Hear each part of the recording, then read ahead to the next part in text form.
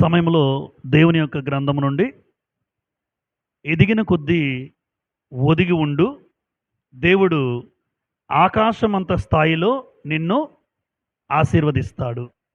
ఎదిగిన కొద్దీ ఒదిగి ఉండు, ఎదిగిన కొద్దీ ఒదిగి ఉంటే దేవుడు ఆకాశమంత స్థాయి అనగానే ఆకాశము మనకెవరికి అందనంత ఎత్తులో ఉంది. అంటే ఆ వ్యక్తి జీవితం అలా ఉంటుందని, ఆ వ్యక్తి జీవితం అలా ఆశీర్వదిస్తాడని ఉద్దేశం. అంటే ఆ వ్యక్తి ఎవరికి అందనంత స్థాయిలో దేవుడు ఒక మంచి స్థితిలో ఉంచుతాడని అర్థం. ఎవరిది? ఎవరికి?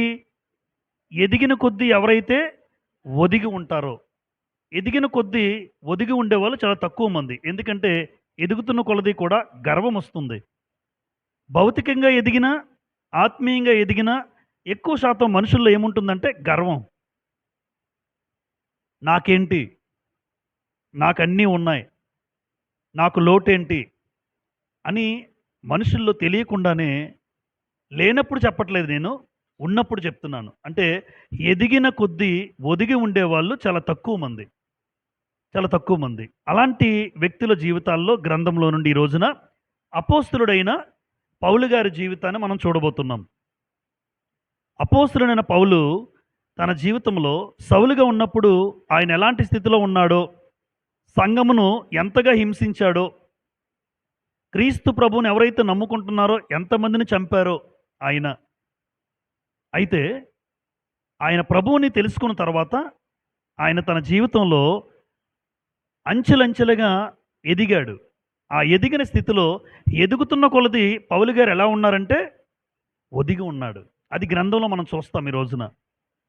ఎదిగిన కొలది ఒదిగి ఉన్నాడు. అందుకోసం దేవుడు ఆకాశమంత స్థాయిలో పౌలు గారిని ఆశీర్వదించాడు. ఈరోజు పౌలు గారు ఎలా ఒదిగి ఉన్నారు? ఆయన మాటల్లో ఉన్న మాటలు, వ్యక్తిత్వాన్ని మనం నేర్చుకొని అంత స్థాయిలో ఉన్న, అంతగా ఒదిగి ఉన్నాడు గనుక దేవుడు ఆయన ఒక అద్భుతమైన స్థాయిలో ఉంచాడు అన్న పాఠాన్ని విని, నేను కూడా నాకున్న స్థాయిలో, మనకున్న స్థాయిలో దేవుడు ఒకవేళ నిన్ను కూడా ఎదిగితే, నువ్వు ఎదిగిన కొద్దీ నువ్వు కూడా ఒదిగి ఉంటే ఆయన్ని ఎంతగా ఆశీర్వదించాడో ఖచ్చితంగా మన జీవితంలో కూడా ఒక ఉన్నతమైన స్థాయిలోనే నిన్ను నన్ను ఉంచుతాడు. అది మనం నేర్చుకొని వెళ్ళాలి ఇక్కడి నుంచి. కాబట్టి అపోస్తలుడైన పౌలు గారి జీవితంలో మొట్టమొదటిగా ఆయన కొరింథీ సంఘముతో ఒక మాట చెప్పారు. సంఘానికి ఉత్తరాలు రాశారా? పత్రికలు రాశారు కదమ్మా. సంఘానికి పత్రికలు రాశారు. కొరింథీ సంఘముకు క్రీస్తు శకం 53, 54 సుమారుగా. క్రీస్తు శకం అంటే క్రీస్తు పుట్టిన తర్వాతే 53, 54 ఈ కాలం మధ్యలో కొరింథీ సంఘానికి పౌలు గారు ఒక ఉత్తరం రాశారు. ఆ పత్రికలో ఏమని రాశాడంటే, అపోస్తలులతో మాట్లాడుతూ లేదా అపోస్తలులతో పోల్చుకుంటూ కొరింథీయులకు రాసిన మొదటి పత్రిక 15వ అధ్యాయం.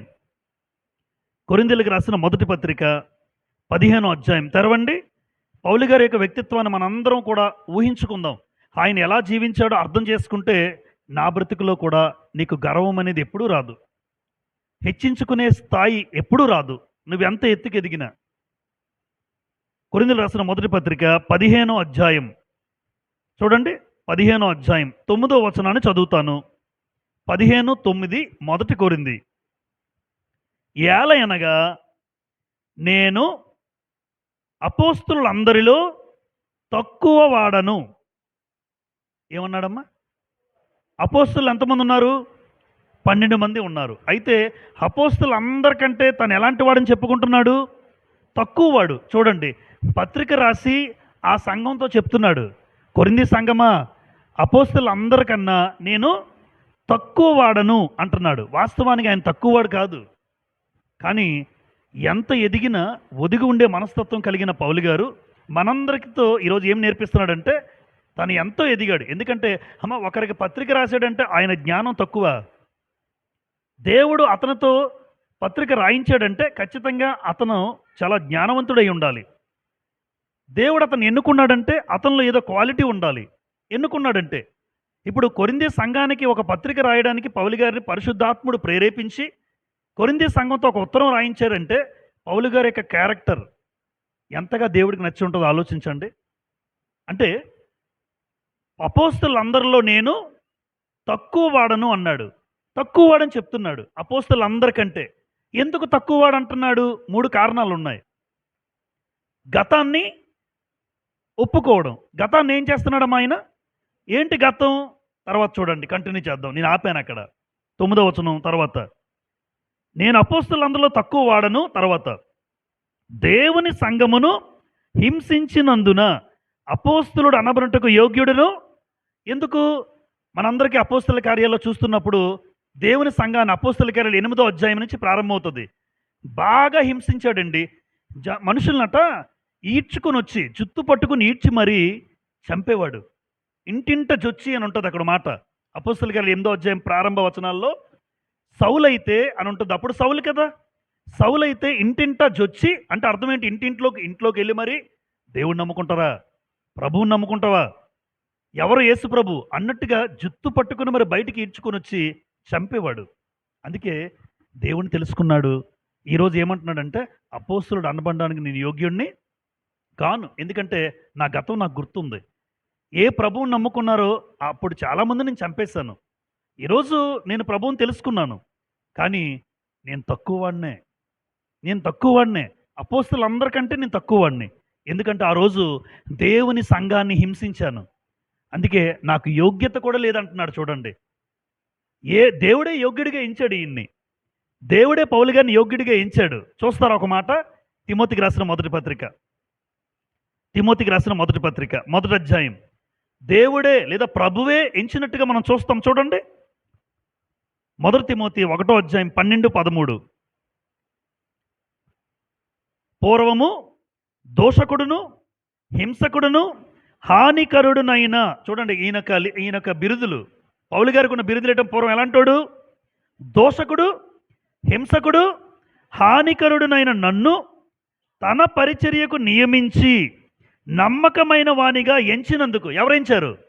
ప్రభు ఎంచాడు. అంటే పరిచర్యకు నియమించింది ఎవరు? ప్రభువే. పరిచర్యకు నియమించింది ప్రభువే. పైగా నమ్మకమైన వాడిగా ఎంచింది ఎవరు? ప్రభువే.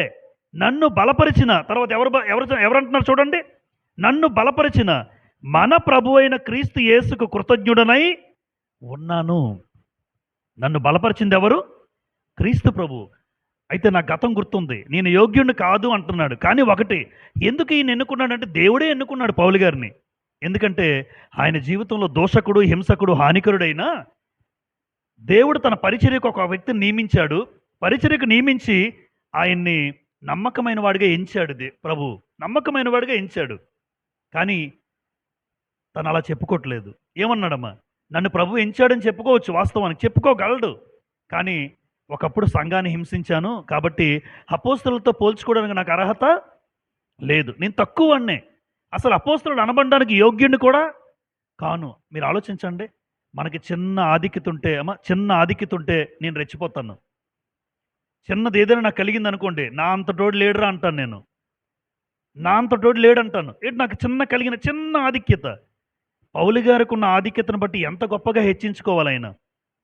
నాతో పత్రికలు రాయించాడు దేవుడు, నాతో ఎన్నో పత్రికలు రాయించాడు దేవుడు అని ఎంతగా హెచ్చించుకోవాలి. అసలు అపోస్తలుడు అనడానికి యోగ్యుడినే కాను అంటున్నాడంటే దేవుడికి అది నచ్చింది.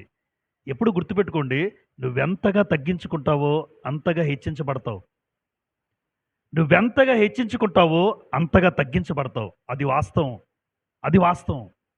ఒకవేళ నీకు ఆధిక్యతలు ఉండొచ్చు, నువ్వు గొప్పోడు అయి ఉండొచ్చు, నువ్వు బాగా మాట్లాడగలవు, నువ్వు బాగా చెప్పగలవు, నువ్వు బాగా పాడగలవు, నీకు అన్ని ఆధిక్యతలు ఉన్నాయి. ఎంత ఆధిక్యత ఉన్నా నిన్ను నువ్వు తగ్గించుకొని అర్హత లేనివాడిగా, యోగ్యత లేనివాడిగా, ఎన్నిక లేనివాడిగా నువ్వు గనుక దేవుని దగ్గర మొరపెడుతూ ఎప్పుడు అటువంటి భావనతో సంఘంలో కానీ సమాజంలో కానీ ఉండగలిగితే ఆకాశమే హద్దుగా దేవుడు ఆ వ్యక్తిని ఆశీర్వదిస్తాడు. ఆకాశమంత స్థాయిలో ఆశీర్వదిస్తాడు. ఇది ఖచ్చితంగా పౌలు గారి జీవితంలో నెరవేరింది. మరొకసారి అర్హత లేదన్నాడు. 2 ఏం చూపించాడు ఆయన?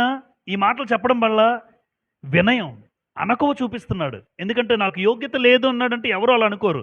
బ్రదర్ నేను యోగ్యత లేనండి అని ఎవరు అనం. నేను పర్వాలేదండి, నేను మంచోడినే, నేను గొప్పోడినే అని ఎవరైనా చెప్పుకుంటారు. కానీ యోగ్యత లేదు, ఎన్నిక లేదు, అర్హత లేదు అని ఎవరూ చెప్పుకోరు మనలో. కానీ ఈయన అన్నాడు. అంటే ప్రభువుకి ఏం చూపించాడు ఆయన తన మాటల్లో? వినయం. అయ్యా ఇప్పుడు నన్ను ఎంచావు గాని వాస్తవానికి నేను అంత యోగ్యుడిని కాను. అసలు అపోస్తలులందరికంటే తక్కువ వాడిని నేను. మూడోది దేవుడు ఏం చూపించాడు అలా ఆ వ్యక్తి మీద? చూడండి 10వ వచనం. 1 కొరింథీ 15:10. మనం 9 చదివాము. ఇప్పుడు 1 కొరింథీ 15:10 చదివితే 1 కొరింథీ 15:10. అయినను నేనేమై ఉన్నానో అది దేవుని కృప వలననే అయ్యున్నాను అన్నాడు. చూసారా అమ్మ, ఈరోజు నాకున్న ఈ స్థాయి, ఈరోజు నాకు దేవుడిచ్చినటువంటి ఈ యొక్క ధన్యత దేనివల్ల అంటున్నాడు? దేవుని కృప అంతే. నేను పెద్ద ఏదో యోగ్యుడిని కాదు, గొప్పోడిని కాదు. దేవుని కృప చూపించాడు, ఈరోజు నన్ను ఇలా ఉంచాడు. ఈరోజు ఈ పత్రిక నేను రాయగలిగాను, అంతేగాని నా గొప్పతనం కాదంటున్నాడు. అందుకే నేనేమై ఉన్నానో అది దేవుని కృప వలన అయి ఉన్నాను. ఈరోజు మనందరి నోటి వెంట ఇలాగే ఉండాలి. ఒకవేళ నువ్వు ఎంత ఎత్తికి ఎదగచ్చు, భవిష్యత్తులో ఎంత స్థాయికి ఎదిగినా దేవుని కృప వలననే ఇలా ఉన్నామండి అని బయటికి నోటితో కాదు, పెదవులతో కాదు, హృదయపూర్వకంగా ఈరోజు నేను ఇలా ఉన్నానంటే కారణం దేవుడు. ఈరోజు మేము ఇలా ఉన్నామంటే కారణం దేవుని కృప. నిజంగా అలాంటి ధన్యతగా తగ్గించుకునే ఆలోచన పౌలు గారు నేర్పిస్తున్నారు. ఈరోజు నేను ఈ స్థాయిలో ఉండటకు కారణం ఏంటట? దేవుని కృప. చూసారమ్మా, కొరింథీ సంఘంతో ఆయన చెప్పుకుంటున్నాడు, అపోస్తలులతో పోల్చుకొని అసలు అపోస్తలు అందరికంటే నేను చాలా తక్కువ, యోగ్యుడినే కాదు. ఎందుకంటే ఒకప్పుడు సంఘాన్ని నేను హింసించాను. కాబట్టి దేవుడు ఏం పొందుకున్నాడు? దేవుని యొక్క కృప. ఎంతగా తన జీవితంలో తగ్గించుకున్నాడో అంతగా దేవుని కృప పొందుకున్నాడు పౌలు గారు. పొందుకున్నాడు. కొత్త నిబంధనలో 27 పుస్తకాలుంటే 14 పుస్తకాలు ఎవరు రాశారో తెలుసమ్మా? అపోస్తలుడైన పౌలు. సగం కంటే ఎక్కువ. కనీసం 28 ఉన్నా సగం 14 అవును. 27 అంటే 14 పుస్తకాలు పౌలు గారితోనే ఎందుకు రాయించుకోవాలి దేవుడు? అంత గొప్ప ధన్యత, అంతగా తగ్గించుకున్నాడు గనుక దేవుడు ఆయన ఎన్నుకున్నాడు. మిగతా శిష్యులు చూడండి, కొంతమంది శిష్యులకు పుస్తకాలే లేవు. ఆంద్రేకు ఉందండి, ఫిలిప్పు, బర్తలోమయి, తోమా లేరు. సుంకరి అయిన మత్తయి, అల్ఫయి కుమారుడిని యాకోబు, తబ్బైన మారుకేరుగల లెబ్బయి, కనానీయుడైన సీమోను అపోస్తలు ఉన్నారు. పేతురు గారికి ఒక అవకాశం ఇచ్చింది. ఎన్ని పత్రికలు? 2. అపోస్తలుని యోహాను ఉన్నారు. ఎన్ని పత్రికలు? 5 రాశాడు ఆయన. చూడండి, పేతురు గారు వాస్తవానికి అందరికన్నా అగ్రగణ్యుడు. ముందుగా ఉంటాడు పేతురు. తన అపోస్తలులో కూడా మొదటివాడు పేతురు అంటారు జనరల్గా. పేతురు గారు కూడా 2 రాశారు. యోహాను గారు, యేసు ప్రేమించిన శిష్యుడు ఎవరు? ఆయన 5 రాశాడు. కానీ అపోస్తలుడైన పౌలు 14 పత్రికలు రాశాడు. ఎంత గొప్ప ధన్యత అండి. కారణం ఒకటే, ఎంతగా తగ్గించుకున్నావో దేవుడికి నచ్చింది నువ్వే రాయాలి. ప్రతి సంఘానికి నువ్వే రాయాలి. అంటే ఆయన తగ్గింపు దేవుడు ఏమన్నా అడిగే రాశాను, ఎదిగిన కొద్దీ ఒదిగి ఉండు, దేవుడు ఆకాశం అంత స్థాయిలో నిన్ను. అంతే. మరి నాకేమనిపిస్తుంది అంటే పేతురు గారి కన్నా యోహాను గారి కన్నా అవకాశం ఎక్కువ ఇచ్చారు. ఏం పేతురు గారితో రాయించవచ్చు కదా, ఏం యోహాను గారితో రాయించవచ్చు కదా, యేసు ప్రేమించిన శిష్యుడు కదా, యేసు రొమ్మును ఆనుకున్న శిష్యుడు కదా. అయినా సరే పౌలు గారితో రాయించాడు దేవుడు. మన జీవితంలో కూడా నువ్వెంతగా తగ్గించుకుంటావో అంతగా నీ విలువను పెంచుతూ ఉంటాడు దేవుడు. మన సొంత డబ్బాలు మనం చెప్పుకోకూడదు, మన సొంత ఆధిక్యతలు మనం చెప్పుకోకూడదు. అలాగైతే పౌలు గారు ఎంత చెప్పుకోవాలో, ఆయన మించిన వాడు లేడనాలి నిజంగా. కానీ ఆ నోటి వెంట కూడా ఆ మాట రాలేదు. ఎందుకంటే నేనేమై ఉన్నానో అది దేవుని కృప వలన అయి ఉన్నాను. పైగా ఒక మాట అంటాడు ఆయన, చూడండి కిందకి ఒక మాట అక్కడే, మరియు నాకు అనుగ్రహింపబడిన ఆయన కృప నిష్ఫలము కాలేదు కానీ వారందరికంటే నేను ఎక్కువగా ప్రయాసపడినది నేను కాదు, నాకు తోడయ్యున్న. ఇంత ప్రయాస పడుతున్నాను కదా, ఇది నా గొప్పతనం కాదు, దేవుడి వల్ల నేను చేయగలుగుతున్నాను. దేవుడు సహాయం అందకపోతే నేను చేయలేను. ఇది ఒక సేవకుడు ఒక మాట అయి ఉండాలి. ఒక సేవకుడు ఇలా అనాలి, ఎంత బాగా చేశారండి సేవా పరిచర్య అంటే, దేవుడు సహాయం చేశాడు, నేను చేయగలిగాను. ఆయన సహాయం చేయకపోతే నేను చేయలేను. పౌలు గారు నేర్పిస్తున్నారు సేవకులకి. నెంబర్ 2, అపోస్తలులతో పోల్చుకున్నాడు కదా. నెంబర్ 2 ఎవరు? పరిశుద్ధులు. అమ్మ, పరిశుద్ధులు అంటే ఎవరు? సంఘం. సంఘం అంటే అర్థం ఏంటి? పరిశుద్ధులుగా ఉండటకు పిలవబడిన వారు. కొరింథీ పత్రిక 1 కొరింథీ 1:2లో ఉంటుంది నిర్వచనం. 1 కొరింథీ 1:2లో పరిశుద్ధులుగా ఉండటకు పిలవబడిన వారే సంఘం. అయితే ఈ పరిశుద్ధులతో పోల్చుకుంటూ ఏమంటున్నాడంటే, ఎఫెసీ పత్రిక 3వ అధ్యాయం ఎఫెసీయులకు రాసిన పత్రిక 3వ అధ్యాయం.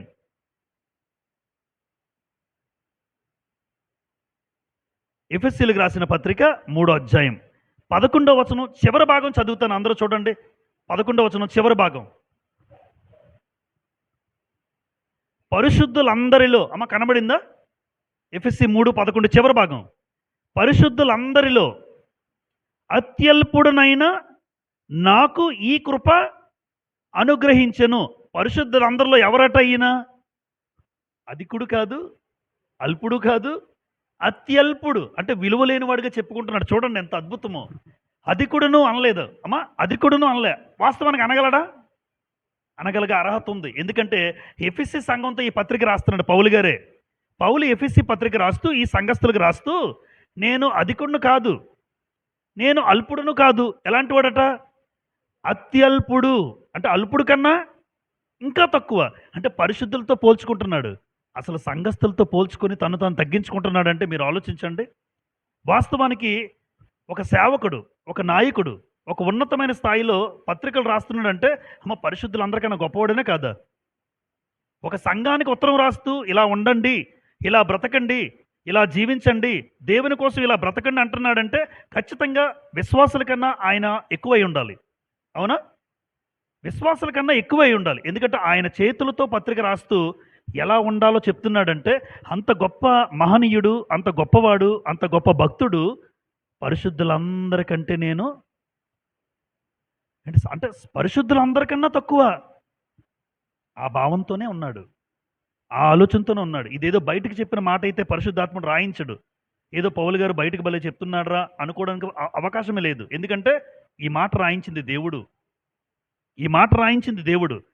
ఏదో కావాలని కొంతమంది బయటకు మాట్లాడచ్చు తగ్గించుకునేది, కానీ హృదయ అంతరంగాలు చూస్తున్నాడు. ఈ వ్యక్తి నిజంగా తగ్గించుకున్నాడా, అలాంటి ఆలోచనతో ఉన్నాడా దేవుడికి తెలుసు. కానీ పౌలు అంటున్నారు పరిశుద్ధులందరిలో నేను అత్యల్పుడను. ఇప్పుడు ఈ పత్రిక ఎప్పుడు రాశారు? క్రీస్తు శకం 53, 54 మధ్య సుమారుగా. ఇప్పుడు ఎఫెసీ పత్రిక రాసే సమయానికి సమయం క్రీస్తు శకం 62. ఎంతకాలం అంటారు అంచనాగా? 8-9 సంవత్సరాల సుమారుగా. అంటే పరిచర్యలోకి వచ్చారు 53, 54, 62కి మధ్య. ఆమె ఎదుగుంటాడా? ఎదుగుంటాడు. జనరల్గా ఎదుగుతారు, ఖచ్చితంగా ఎదుగుతారు, అందులో డౌటే లేదు.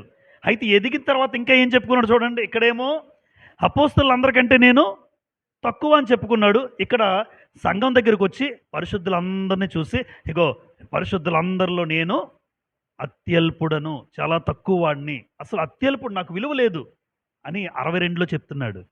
క్రీస్తు శకం 62లో ఎంతగా ఎదిగాడు చూడండి. ఎదిగిన కొద్దీ మీకేం కనబడుతుంది? ఒదిగి ఉన్నాడు. ఎదిగిన కొద్దీ. అందుకే అత్యల్పుడును. ఈరోజు నీ పరిస్థితి నా పరిస్థితి ఏంటి అని అడుగుతున్నాను ఇక్కడ. ఎందుకు అంటే మరలా మనకి చిన్న ఆధిక్యతలు కలిగితేనే హెచ్చించుకుంటాను నేనైతే, చిన్న ఆధిక్యత కలిగితే. కానీ అంత ఆధిక్యత కలిగిన ఆ వ్యక్తిని చదువు. అందుకే ఇది చెప్తున్నప్పుడల్లా సేవకులందరికీ ఒక మంచి పాఠం నేర్పిస్తాడు పౌలు గారు. సేవకుల సదస్సులో మాట్లాడితే పౌలు గారి జీవితం చెప్పుకుంటే నిజంగా సేవకుడు ఇలా ఉండాలరా అనిపిస్తుంది. ఈరోజు చిన్న సేవ చేస్తారు, ఒక 10 మంది 5గురు 20 పోగేసుకొని నన్ను మించిన వాడు లేడరా అన్నట్టుగా భావించే సేవకులు కూడా లేకపోలేదు. కానీ అంత ఎత్తుకెదిగిన ఎన్ని సంఘాలు కట్టాడో, ఎన్ని ప్రాంతాలకు వెళ్ళాడో, ఎన్ని సంఘాలు నిలబెట్టాడో, అలాంటి పౌలు గారు పరిశుద్ధులందరిలో నేను అత్యల్పుడును అంటున్నాడు. అసలు పౌలు గారికి ఉన్న ఆధిక్యతలు ఏంటో మనకు తెలుసమ్మా. పౌలు గారికి ఎన్ని ఆధిక్యతలు ఉన్నాయో ఒక చిన్న ఆధిక్యత చెప్తాను ఇప్పుడు నేను. పౌలు గారికి ఉన్న ఆధిక్యత అపోస్తుల కార్యాలు 19వ అధ్యాయం. పౌలు గారికి ఉన్న ఆధిక్యతలో అది చూస్తే నిజంగా ఈరోజు షాప్ పెట్టేస్తాం. మనం అయితే షాప్ పెడతాం. అపోస్తుల కార్యాలు 19వ అధ్యాయం 11వ వచనం చూడండి. 19-11 మరియు దేవుడు పౌలు చేత విశేషమైన అద్భుతములను చేయించెను. ఏంటి? ఎవరిని ఎన్నుకున్నాడు? దేవుడు పౌలు చేత ఏం చేయించాడట? విశేషమైన అద్భుతములు. ఏంటవి? అతని శరీరమునకు తగిలిన చేతి గుడ్డలైనను నడికట్లైనను రోగుల యొద్దకు తెచ్చినప్పుడు రోగములు వారిని విడిచెను, దయ్యములు కూడా వదిలి పోయెను. మనం షాప్ పెట్టేస్తాం. చిన్న ఆధిక్యత ఉంటే ఇక ఈరోజు కూడా చాలామంది డినామినేషన్స్ చూస్తున్నప్పుడు రకరకాలుగా ఇగో ఈ నీళ్ళు తాగండి, ఈ ఆకు తినండి, రకరకాలుగా ఆయనే అక్కడ ఉన్నటువంటి సంఘం గురించి తనకున్న ఆధిక్యతలు చెప్పుకుంటూ ప్రతిదీ పబ్లిసిటీయే. ఈ ఖర్చీఫ్లు కొనమంటాడు, అక్కడే కొనాలి. ఆ ఖర్చీఫ్లు కొంటే ఆశీర్వాదం అంటారు. అంటే ఒక బిజినెస్ అయిపోయింది ఈ రోజున. ఆయనంత బిజినెస్ చేయాలి, అది నిజంగా వాస్తవం. వీళ్ళిచ్చిన కనీసం వీళ్ళిచ్చిన ఆ ఖర్చీఫ్ కూడా ఏమవ్వదు, అందులో ఏముండదు, అందులో కూడా ఏముండదు, ఏ శక్తి ఏముండదు. కానీ పౌలు గారిని ముట్టుకొని ఆయన ముట్టుకున్న ఖర్చీఫ్ పట్టికలో ఒక రోగగ్రస్త తెరిపోతే ఆ రోగం పోద్ది, రోగం పోద్ది. ఎటువంటి రోగమైనా, ఎటువంటి దయ్యాలనే పారిపోతాయి. పౌలు గారికి తగిలి ఆ తగిలిన ఆ గుడ్డ ఆ నడికట్టు తీసుకుని ఆ రోగగ్రస్తుల దగ్గర దయ్యం పట్టిన వాడి దగ్గర పెడితే అది పోయినట్టే. అంటే ఈ ఆధిక్యత చిన్నదా పెద్దదా? ఎంత పెద్ద ఆధిక్యత ఇచ్చాడు చూడండి దేవుడు. అంటే పరిశుద్ధులందరిలో నేను అంత అత్యల్పుణ్ణి ఎంతగా తగ్గించుకున్నాడో దేవుడు అంత గొప్ప ఆధిక్యత ఇచ్చాడు. అది గుర్తుపెట్టుకోవాలి. ఆయన అంత తగ్గించుకున్నాడు కనుక నీలాంటి వాడికే నేను ఆధిక్యతలు ఇస్తాను, నిన్ను హెచ్చిస్తాను. ఎందుకంటే నువ్వు తగ్గించుకున్నావు కదా, నేను హెచ్చిస్తాను. నువ్వు హెచ్చించుకుంటే నేను తగ్గిస్తానంటాడు. తగ్గించాడు కూడా చాలామందిని భక్తులు గ్రంథంలో. హెచ్చించుకున్న ప్రతివాడు కింద పడేశాడు దేవుడు. చాలామంది ఉన్నారు, రాజులు సైతం ఉన్నారు గ్రంథంలో. కానీ తగ్గించుకుని అత్యల్పుడుగా మాట్లాడాడు కనుక ఇది ఒకటే చెప్పాను. పౌలు గారి గురించి చాలా ఆధిక్యతలు ఉన్నాయి గ్రంథంలో. చనిపోయిన వాడిని కూడా లేపాడు. ఐతుకు అనే యవ్వనస్తుడు వాక్యం వింటూ ఉంటాడు, జోగుతుంటాడు కిటికీ దగ్గర కూర్చొని. అపోస్తలుల కార్యాలు 20వ అధ్యాయంలో ఉంటాడు. ఆ కిటికీ దగ్గర కూర్చొని వాక్యం వింటూ రాత్రంతా కిటికీ పైనుంచి పై అంతస్తు నుంచి కింద పడిపోతాడు. ఏమయ్యాడు? చనిపోయాడు. పౌలు గారు చూసి కిందకెళ్ళి పైకి లేపుతాడు, బతికేస్తాడు. పౌలు గారిని చనిపోయిన వాడు లేపాడు. ఇది మామూలు శక్తి కాదు కదా. అంటే ఎంత గొప్ప ఆధిక్యత. అదే మనం ఏమనుకుంటాం, చచ్చిపోయిన వాళ్ళని లేపాడని చెప్పి ఉదయానికి గుడి కట్టేస్తారు ఈరోజు నా ఆధిక్యతలు. లేదంటే తండోపు జనాలు క్యూ కట్టేస్తారు. అదేమీ పట్టించుకోలేదు, అదేమీ ఆలోచించలేదు. రోగగ్రస్తుల్ని విడిపించాడు, తనకు నడికట్లు తగిలితే. చనిపోయిన వాడిని లేపాడు. పేతురు గారు కూడా లేపారు. పేతురు గారు కూడా లేపారు. తబిత, దొర్క అనేసి ఆవిడని కూడా ఏం చేశారు పేతురు గారు, ఆయన లేపాడు. అంటే పేతురు గారికి ఏ మాత్రం తగ్గడిన. నేను అలా అంటాను, పేతురు ఎంత గొప్పవాడో పౌలు గారు కూడా అంతే గొప్పవాడు. పేతురు ఏదైతే గ్రంథంలో చేశారో పౌలు గారు కూడా అదే చేశారు. కానీ ఏమన్నాడు? అపోస్తలులందరికంటే నేను ఏం చెప్పుకోవాలి, నాకంటే పేతురు చేశారు నేను చేశానని చెప్పుకుంటాం మనం. అంతేమో మనం పేతురు గారు చేశారు కాదన్నులే, ఆయన సేవా పరిచయంలో నేను చేశాను, నాకంటే గొప్ప ఏం చేశాడు అన్నట్టు మాట్లాడుతాం మనం. కానీ అలా కాదు. పేతురు చేసిన జ్ఞాపకం కూడా చేయలే. నేను మాత్రం అపోస్తలులందరికంటే తక్కువ వాడినే. కానీ గ్రంథాన్ని బాగా చదివితే, అపోస్తల కార్యాలంతా మీరు చదివితే పేతురు గారు ఎంత ఆధిక్యతలు కలిగి ఉన్నాడో దాదాపుగా సేమ్ టు సేమ్ అంతే ఆధిక్యత కలిగినాడు అపోస్తలుడు అని పౌలు. ఏమాత్రం తగ్గలేదు కూడా. దేవుడు తగ్గించలేదు. కారణం ఒకటే, ఆయన తగ్గించుకున్నాడు గనుక ఇలా ఎన్నో ఆధిక్యతలు ఉన్నాయి పౌలు గారికి. కారణం ఎదిగిన కొద్దీ ఒదిగి ఉన్నాడు. అదొకటి బాగా గుర్తుపెట్టుకోండి. ఎదిగిన కొద్దీ ఒదిగి ఉంటే ఆకాశమే హద్దుగా దేవుడు ఆ వ్యక్తిని ఆశీర్వదిస్తాడు. నెంబర్ 3, పాపులు. పాపులు ఉంటారా? ఉంటారు. పాపం చేసిన వాళ్ళు పాపులు. ఇప్పుడు పాపుల గురించి మాట్లాడుతూ తిమోతి పత్రిక చదువుకుందాం ఒకసారి. చూడండి, 3వది పౌలు ఎలా తగ్గించుకున్నాడో చూస్తున్నాం మనం. 3వదిగా తిమోతికి రాసిన మొదటి పత్రిక, 1వ అధ్యాయం 16వ వచనం చదువుతాను చూడండి. 1 తిమోతి 1:16 అయినను నిత్య జీవము నిమిత్తము తనను విశ్వసింపబోవు వారికి నేను మాదిరిగా ఉండులాగున యేసుక్రీస్తు తన పూర్ణమైన దీర్ఘశాంతమును ఆ ప్రధాన పాపినైన నాయందు కనుపరచునట్లు నేను కనికరింపబడితిని. 15 చూస్తారా?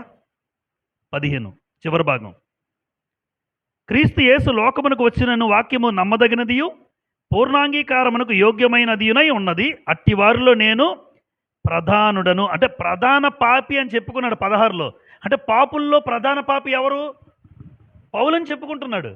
నిజంగా ఎవరైనా చెప్పుకుంటామా? అసలు అంటుంటేనే భయం వేస్తుంది. పాపులందరిలో ప్రధాన పాపి నేనే. అంటే ప్రధాన పాపి అంటే అందరికన్నా ఎక్కువ పాపం చేసిన వాడిను నేనే. ఎందుకు ఇలా చెప్పుకుంటానంటే ఒకటే, ఆ రోజు సంఘాన్ని ఏం చేశాడు ఆయన? హింస పెట్టాడు. దేవుణ్ణి నమ్ముకున్న పిల్లల్ని చంపేశాడు. అది బాగా గుర్తుంది ఆయనకి. అందుకే పాపులందరూ కనబడినా మీరందరూ కాదు, మీకన్నా నంబర్ 1 ప్లేస్‌లో నేనే ఉంటాను. మీరందరూ నా వెనకాతలే. ప్రధాన పాపిని నేనే. అంటే ఎంతగా తగ్గించుకున్నాడో చూడండి. పోనీ చేశాడు కరెక్టే. సంఘాన్ని హింసించాడు. మనందరం ఏమంటాం మారిపోయిన తర్వాత? ఒకప్పుడు అలా ఉన్నావని చెప్పి అది మళ్ళా జ్ఞాపకం చేసుకుంటామేంటి? చేసుకోరు. నువ్వు మారిన తర్వాత నా అంత గొప్పోడు లేడు. సంఘానికొచ్చిన తర్వాత నేనెలా ఉంటున్నానో మీకు తెలీదు అని చెప్పుకుంటాం తప్ప, లేదు ఒకప్పుడు జీవితాన్ని జ్ఞాపకం చేసుకుంటూ, నేను ఒకప్పుడు పాపం చేశాను. కానీ అందరికన్నా మొట్టమొదటి పాపిని నేనే.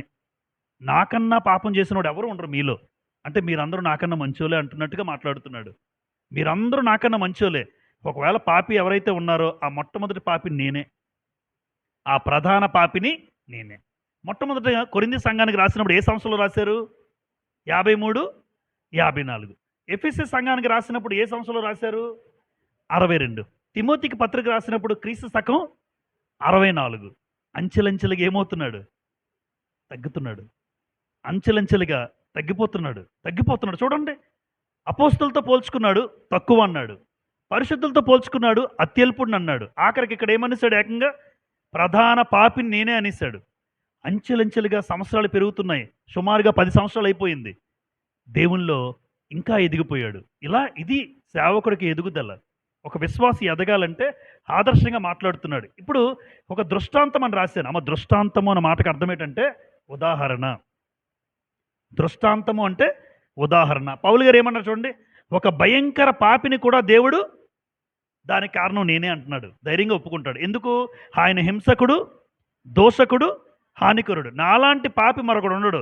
నన్నే మార్చుకున్నాడంటే ఇంకెవరైనా మారుతారు, చాలా సులువుగా మారిపోతారు అంటున్నాడు. అంటే ఈరోజు అనేక మంది మన కళ్ళ ముందు ఈడు మారడరా నువ్వు అనుకుంటున్నావు, ఆ వ్యక్తి ఇంకా మారడు అని నేను అనుకుంటున్నాను. కానీ నన్నే మార్చాడే ఆ వ్యక్తి ఒక లెక్క అంటాడు మనల్ని చూసి. అంటే ఎంతగా చెప్తున్నాడు చూడండి. పలానా వ్యక్తి మారడు నువ్వు అనుకుంటున్నావు, ఎందుకంటే ఆ వ్యక్తిని బట్టి. నాలాంటోడు మారాడు, భయంకరమైన పాపిని నేనే, నన్నే మార్చుకున్నాడు అంటే మిగతా ఏ మనుషులైనా మారుతారు, ఖచ్చితంగా భవిష్యత్తులో అయినా మారుతారు అని లోకంలో ఉన్న వాళ్ళకి కూడా ఒక భరోసా ఇస్తున్నాడు. నా భర్త మారాలి, నా భార్య మారాలి, నా పిల్లలు మారాలి, నా తోబుట్టువులు మారాలి. ఎందుకంటే ఖచ్చితంగా వాళ్ళ కోసం మనం ప్రార్థన చేయగలిగితే దేవుడు కనికరిస్తాడు. అదే నేర్పిస్తున్నాడు. నాలాంటి పాపే మారిపోయాడంటే మనుషులందరూ కూడా మారుతారు. ఏ రోజు ఏ వ్యక్తి మారుతాడో తెలియదు అని చెప్తూ దేవుడు నా పట్ల ఏం చూపించాడు అన్నాడు అక్కడ. 1 తిమోతి 1:16లో దీర్ఘశాంతము అనే మాట కనబడుతుంది. అంటే హింసకుడు, దోషకుడు, హానికరుణ్ణి, కానీ దేవుడు నా పట్ల అపారమైన ఓర్పు చూపించాడు. అంటే నా పట్ల అలాగా కనికరిస్తూనే ఉన్నాడు దేవుడు. ఈరోజు నన్ను పిలుచుకున్నాడంటే నా మీద ఎంత ఓర్చుకున్నాడో, నన్ను ఎంత ఓర్చుకున్నాడో, ఎంత భయంకరమైన జీవితం జీవించానో అయినా సరే నా మీద ఓర్పు చూపించి దీర్ఘశాంతం కనపరిచాడు దేవుడు. ఈరోజు పౌలు గారి మీదే కాదండి, పౌలు గారి మీదే కాదు. ఒకసారి చూడండి పేతురు రాసిన మొదటి పత్రిక,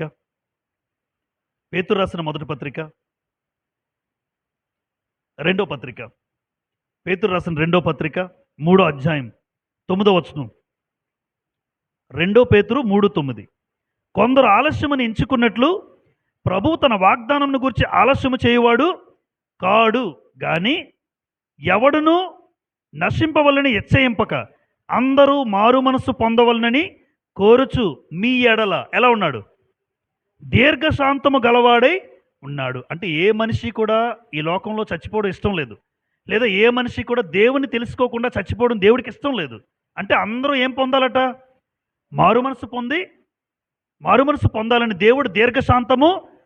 అంటే పౌలు గారి మీదే కాదు, ఈరోజు ప్రతి మనిషి లోకంలో మారాలని దేవుడు సమయం ఇస్తున్నాడు. చాలామంది అంటారు ఎప్పుడో క్రీస్తు వచ్చేస్తారని చెప్తున్నారు, ఇంకా రావట్లేదు. క్రీస్తు రాకడ ఉందా? మొదటిసారి వచ్చింది ఎంత వాస్తవమో రెండో రాకడ కూడా అంతే వాస్తవం. మొదటిసారి వచ్చినప్పుడు యేసుప్రభు ఈ లోకానికి ప్రేమను పంచాడు. రెండోసారి వచ్చినప్పుడు ప్రేమ ఉండదు, ఆయన ఉగ్రతను చూస్తాం మనం. ఆయన ఉగ్రత. ఎందుకంటే మొదటిసారి వచ్చినప్పుడు చులకనైపోయాడు అందరికీ. ఆయన చులకనైపోయాడు, ప్రాణం పెట్టాడు. ఇప్పుడు ఖచ్చితంగా దేవుని ఉగ్రత మనం చూస్తాం. కాకపోతే సమయం ఎందుకు ఇస్తున్నాడంటే ఇంకా మారాలి. మారాల్సిన వారు చాలామంది ఉన్నారు. మార్పు చెందాల్సిన బ్రతుకులు చాలా ఉన్నాయి. అయితే పౌలు గారు నా పట్ల దేవుడు దీర్ఘశాంతం చూపించాడు, నేను కనికరించబడ్డాను, నాలాంటి పాపి కనికరించబడ్డాడు. ఇలాంటి పాపులు, ఇలాంటి వ్యక్తిత్వం కలిగిన వారు చాలామంది ఉన్నారు. అందుకే మారు మనసు పొందాలని దేవుడు అందరి పట్ల ఎలా ఉన్నాడట? దీర్ఘశాంతము చూపిస్తూ ఉన్నాడు. 3 నిత్య జీవము. అంటే క్రీస్తులో ఉన్న వాళ్ళకి ఏముంది అంటే, క్రీస్తునందు నమ్మకం ఉంచిన వారికి నిత్య జీవము అనే నిరీక్షణ బలపరుస్తున్నాడు పౌలు. నేనే కాదు, నాలాగే ఎవరైతే క్రీస్తు నమ్ముకొని నాలాగే ఆ పాపాన్ని విడిచిపెట్టి ఎవరైతే దేవుని కోసం వస్తారో, దేవుని దగ్గరికి వస్తారో, అలాంటి వారికి ఖచ్చితంగా నిత్య జీవం ఉంది అంటున్నాడు. బాగా నచ్చిన విషయాలు ఏంటంటే, సంవత్సరాలు గడుస్తున్న కొలది ఆత్మీయంగా ఎదగాల తగ్గాల? జనరల్గా సంవత్సరాలు ఎదుగుతున్నాయి. బాప్టిజం తీసుకున్నప్పుడు నేను ఎలా ఉన్నాను, బాప్టిజం తీసుకున్న తర్వాత ఎలా ఉన్నాను, సుమారుగా మన జనవరి 31కి 10 సంవత్సరాలు అయింది బాప్టిజం తీసుకుని నేను, 2016. బాప్టిజం తీసుకున్న తొలి నాళ్ళలో ఎలా ఉన్నాను, ఈరోజు నేను ఎలా ఉన్నాను అన్నది పరీక్షించుకోవాలి నా వ్యక్తిగతంగా. నేను ఆ రోజు నా స్థాయి ఏంటి, ఈరోజు నా స్థాయి ఏంటి? ఎదిగానా? 52, 53, 54లో రాశాడు, 62కి వచ్చాడు, 64కి వెళ్ళాడు. ఎదిగాడా? ఎదిగాడు. ఏ విషయంలో ఎదగాలి? తగ్గించుకోవడంలో ఎదగాలి. హెచ్చించుకోవడంలో ఎదగడం కాదు, తగ్గించుకోవడంలో ఎదిగాడు. అపోస్తులందరికంటే తక్కువ వాడును, పరిశుద్ధులందరికంటే అత్యల్పుడును, పాపులందరికంటే ప్రధాన పాపిని నేనే. ఎదిగాడు. ఎదిగిన కొద్దీ వాక్యములో ఎదిగిన కొద్దీ ఒదిగి ఉన్నాడు. దేవుడు ఆకాశమంత స్థాయిలో పౌలు గారిని ఏం చేశాడు? ఆశీర్వదించాడు. ఒక సందర్భంలో పేతురు గారు తన పత్రికలో, ఇక్కడ ఉన్నాం కనుక, పేతురు తన పత్రికలో ఏం రాస్తారంటే, పౌలు గారు పేతురికి అప్పుడు ఆ కాలంలో పడేది కాదు, ఇద్దరికి. గలతీ పత్రికలో ఉంటుంది. పౌలు గారికి పేతురికి ఎప్పుడు పడదు ప్రారంభంలో. ఒక మాట తర్వాత చెప్తాను నేను. అంటే కానీ ఎదిగిన తర్వాత ఇద్దరు వాళ్ళ పరిచర్య కొనసాగిస్తున్న కాలంలో పేతురు తన పత్రికలో ఒక మాట రాస్తాడు. పౌలు గారు ఎంత జ్ఞానవంతుడని రాస్తాడంటే, పౌలు గారికి ఉన్న పాండిత్యం ఈరోజు ఆయన రాసిన పత్రికలు చదివితే చాలామందికి అర్థం కాదని రాస్తాడు. అంటే పేతురు గారు కూడా ఏం ఒప్పుకున్నారు? పౌలు గారు చాలా జ్ఞానవంతుడు అని పేతురు ఒప్పుకుంటాడు. ఒక్క పేజీ బ్యాక్ తిప్పండి, 3వ అధ్యాయం ఉన్నాం కదా, 15 చూడండి, 15-16 చూడండి, 15-16.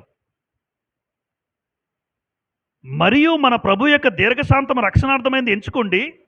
అలాగూ ఏమన్నాడు? ఇది పేతురు రాస్తున్నారు పత్రిక. అలాగూ మన ప్రియ సహోదరుడైన పౌలు కూడా తనకు అనుగ్రహింపబడిన జ్ఞానము చొప్పున మీకు వ్రాసి ఉన్నాడు. వీటిని గూర్చి తన పత్రికలన్నిటిలో బోధించుచున్నాడు. అయితే వాటిలో కొన్ని సంగతులు గ్రహించుటకు గ్రహించడానికే కష్టమన్నాడంటే, పౌలు చాలా గొప్పగా రాస్తాడు, పౌలు గారు చాలా జ్ఞానవంతుడు అని పేతురు ఒప్పుకుంటున్నాడు.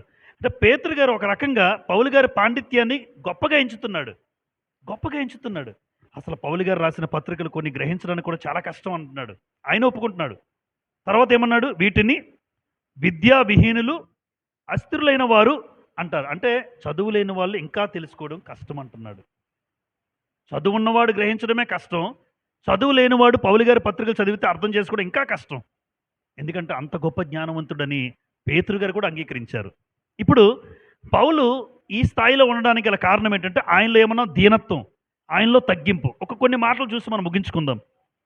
యోబు గ్రంథం 5వ అధ్యాయం. యోబు గ్రంథం 5వ అధ్యాయం. యోబు గ్రంథం 5వ అధ్యాయం 11 చదువుదామా? 11 చూడండి అందరూ. అట్లు ఆయన దీనులను, చెప్పండి, దీనులను ఉన్నత స్థలముల్లో ఉంచును. ఉన్నత స్థలాల్లో ఎవరు ఉంచుతారు? ఖచ్చితంగా. పౌలు గారి దీనత్వం ఉందా? పౌలు గారిలో తగ్గింపు ఉందా? ఉంది.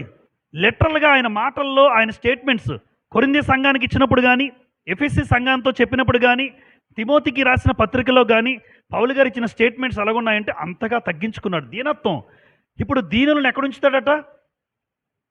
ఉంచాడు. ఉన్నతమైన స్థలముల్లో దీనులు ఉంచుతాడు. మత్తయి సువార్త 23:12.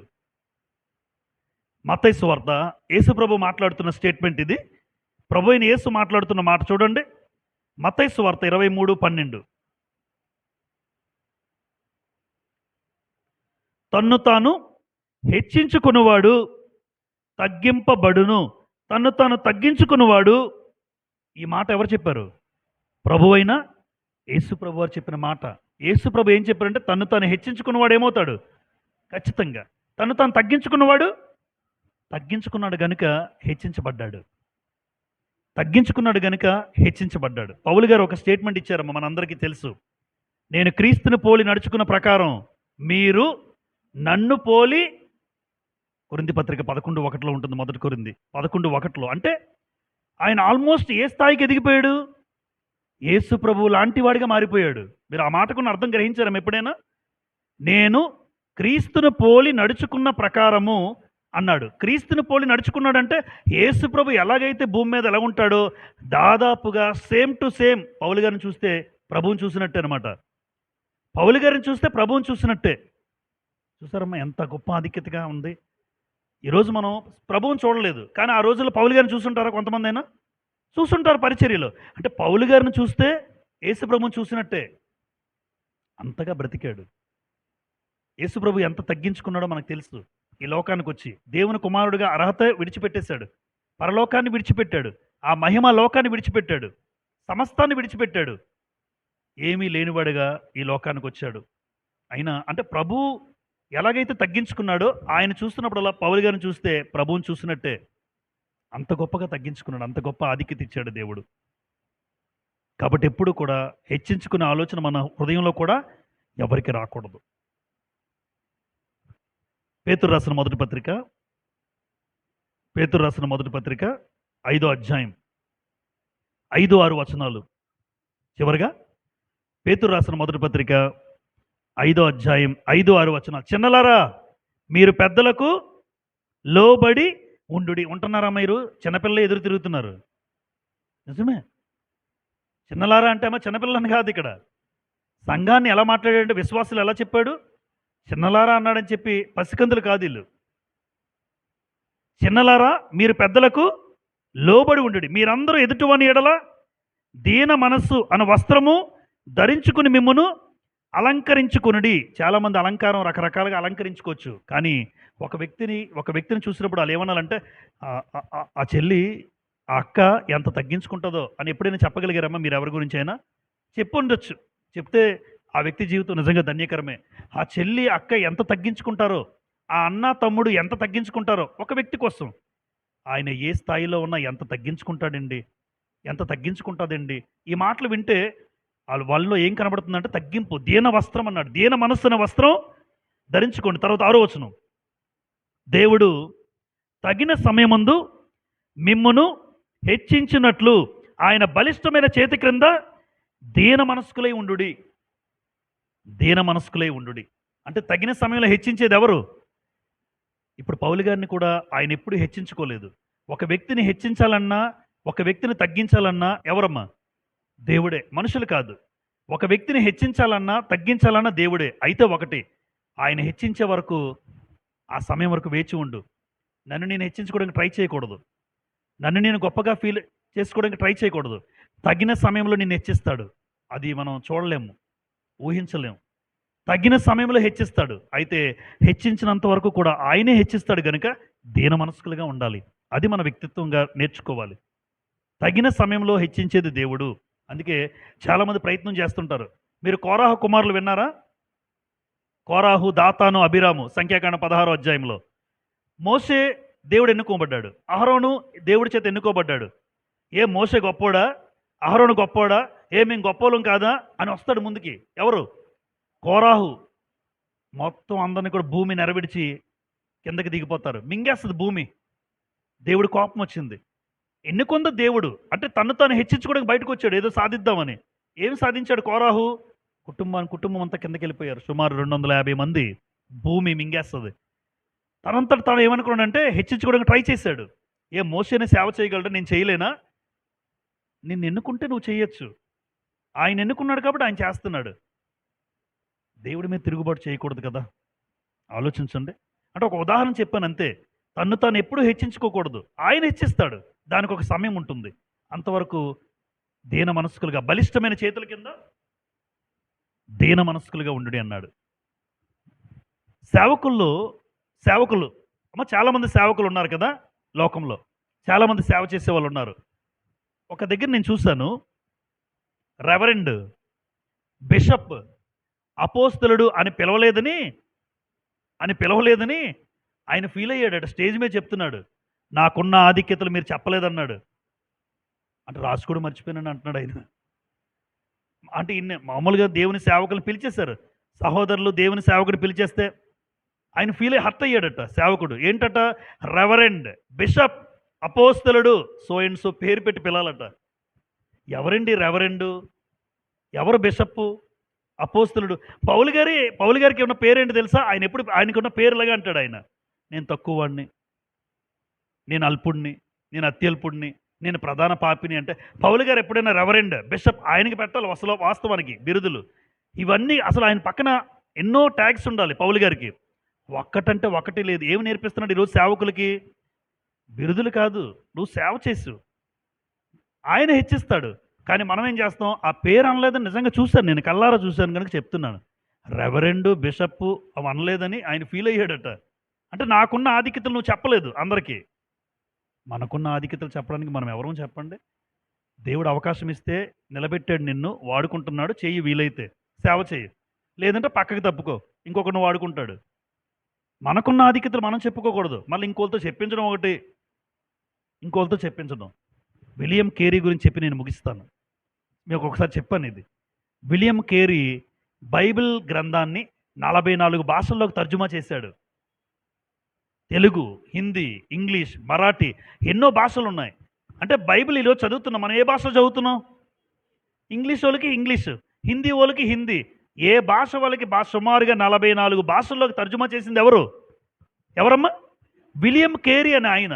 ఈయన 44 భాషల్లో తర్జుమా చేసినప్పుడు కాళ్ళు రగలయ్యాలి అమ్మ మన భాషలో. నరే నేనే బైబిల్ గ్రంథాన్ని ఈరోజు తెలుగులో చదువుతున్నారా? నేనే తర్జుమా చేశాను. మీది ఇంగ్లీషా? నేనే అనలేదు. చచ్చిపోయిన సమాధి మీద చాలా గొప్పగా రాయించుకుంటారు పలకల మీద, చూసారా? సమాధి కార్యక్రమం వెళ్ళినప్పుడు చూస్తుంటాను, చాలా గొప్పగా రాయించుకుంటారు. తప్పను. కానీ ఈయన రాయించుకుంది ఏంటో మీకు తెలియాలి. నేను నిస్సహాయుడను, నీచుడను, మట్టి పురుగును. కావాలంటే మీరు టైప్ చేసి చూడండి గూగుల్లో. ఆయన విలియం కేరీ అని కొట్టి ఆయన సమాధి మీద ఏముందో చూడండి. ఇదేదో అదో నోటుకొచ్చింది చెప్పడం కాదు కదా. నేను నిస్సహాయుడును, నేను నీచుడును, నేను ఒక మట్టి పురుగును, నీ దయగల నేను అప్పగించుకుంటున్నా. 44 భాషల్లో తర్జుమా చేసిన బైబిల్ తర్జుమా చేసిన ఈ మహనీయుడు ఈరోజు నా చేతుల్లో గ్రంథం ఉంటే కారణం దేవుడే. కానీ ఈ భూమి మీద మనుషుల్ని ఏర్పాటు చేసి వాళ్ళ ద్వారా గ్రంథాన్ని మన చేతిలో తర్జుమా చేయించి అలాంటి భక్తుల ప్రాణత్యాగానికి ఫలితంగా ఇస్తే ఆయన సమాధి మీద ఏం రాయించుకోవాలి? ఆయన రాయించుకోవాలి రెవరెండ్, బిషప్. ఎవరు? రెవరెండ్, బిషప్, అపోస్తలుడు విలియం కేరీ అలా రాయించుకోలే. నేను నిస్సహాయుడును, నేను నీచుడును, నేను మట్టి పురుగును, నీ దయగల హస్తాలకు నన్ను నేను అప్పగించుకుంటున్నాను. అంత గొప్పగా మాట్లాడుతున్నారంటే ఆయన చూడండి. ఒక ఉదాహరణ, ఈరోజు సేవ చేస్తున్న నేనైనా ఒకవేళ భవిష్యత్తులో ఏ విశ్వాస అయినా మన జీవితంలో ఎప్పుడు కూడా హెచ్చించుకునే పరిస్థితి ఎప్పుడు మనకు రాకూడదు. ఒకవేళ దేవుడు నాకు ఒక ఆధిక్యత ఇచ్చాడా, దేవుడు కృపండి నాకు ఇలా ఆధిక్యత ఇచ్చాడు, ఇలా నేను చేయగలుగుతున్నాను, ఇలా నేను చెప్పగలుగుతున్నాను. దేవుడు భిక్షగా ఇచ్చాడు నాకు, నేను అలాగే అంటాను.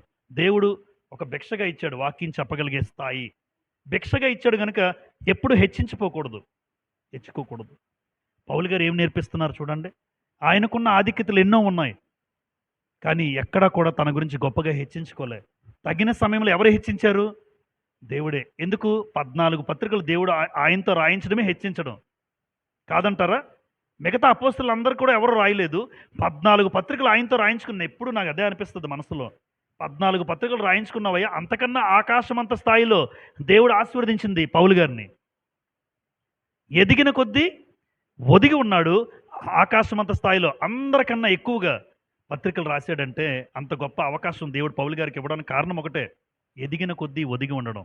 మరి మనం ఎలా ఉన్నాం? ఒకసారి అక్కడ రాశాను, ధనం, కులం, బలం, ఉద్యోగం, ఆస్తిపాస్తులు, ఇందులో కూడా ఎదుగుతుంటే మనుషుల్లో మార్పు వచ్చేస్తుంటుంది, మాటలో మార్పు వచ్చేస్తుంటుంది. అరే ఏంట్రీ ఈడు మారిపోయాడు, ధనం వచ్చింది, కులం, బలం, ఉద్యోగాన్ని బట్టి మాటలు మారిపోతుంటాయి. ఒకప్పుడు బాగానే చెయ్యేసి మాట్లాడాడు, ఇప్పుడేమో ఎదిగిపోయాడండి. ఇప్పుడు ఎదిగాడు కదా, ఇప్పుడు మాటలు అలాగే వస్తాయి.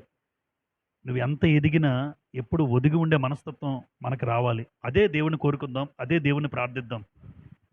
పౌలు గారి జీవితాన్ని మీరు చూశారు.